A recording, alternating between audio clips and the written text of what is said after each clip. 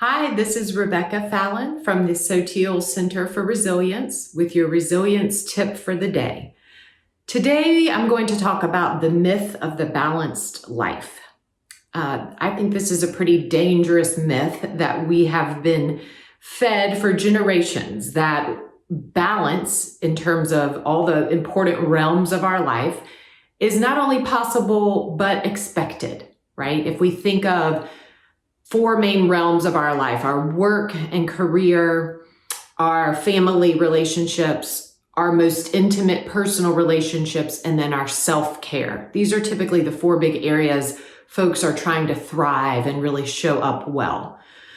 It is unattainable to achieve balance in all these four realms. Balance implies everything is getting equal weight at the same time.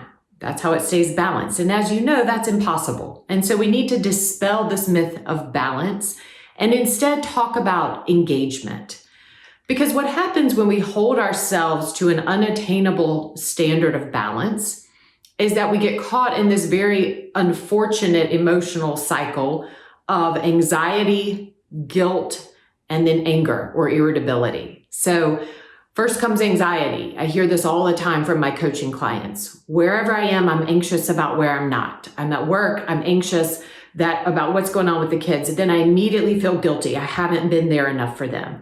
Or when I'm not working, I'm with my spouse, but I'm anxious and guilty about some work I left undone, or the fact that I haven't been taking good care of myself because I've been so busy. And ultimately, we just feel irritated because it's unpleasant to be caught in this cycle of emotion. And that's what that unattainable standard kind of sets us up for. So what we want to do is rethink this and reframe it, particularly related to work, letting go of this new age idea that we should feel guilty for working. And we can look at the research to support this. You know, what we know is that it is not detrimental to children or families to have parents who work. Actually, it's very good for the family, provided that the parents' work is good and meaningful for them. When we look at the research about what gives your family motivation to feel supportive of your work, it's not how much money you make. It's not how many hours a week you work. It's not how often you have to take call. The biggest predictor of whether or not your family will be satisfied about the work that you do is your mood when you walk in the door, when you come home from work. And this is where it takes kind of really honestly assessing ourselves. If you are coming home every day despondent and gossiping about your coworkers and talking about how much you hate where you work, it is very difficult for your family to feel supportive of the time that you spend at work. And so the things that we talk about in other modules about how to stay resilient, how to regulate our emotional energy, how to maintain an optimistic attitude, those are vitally important in eliciting support from your family for the work that you do. Now, again, we are going to dispel this myth of balance and get rid of the guilt that we feel. What we know when we look at the research for children, for example, is that children don't care how much their parents work. What children say is, I wish mom and dad were more present when they were home, or happier when they're home, or less stressed when they're home. And so taking good care of ourselves and letting go of the emotional turmoil that often surrounds this myth of balance is important.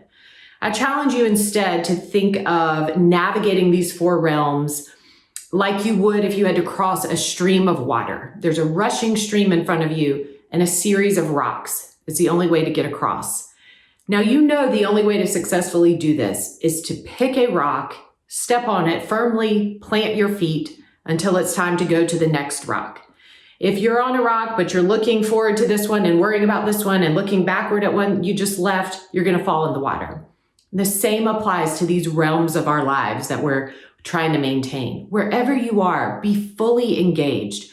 Relish the good parts of that, letting go of anxiety or guilt about where you're not. And when it's time to switch modes, do it intentionally. Do it with presence. Be fully present at home with the people who love you. Be fully present at that yoga class that you've decided to prioritize for your self-care without the guilt of what you haven't done. And really allow yourself to soak up the benefits of each situation, because that allows you to be present and really reap the goodness that is there in each realm instead of feeling, again, guilty and anxious and irritated about the ways you're not present in the other realms. I hope this is helpful in thinking about this myth of balance and maybe a better way to navigate that will keep us more resilient.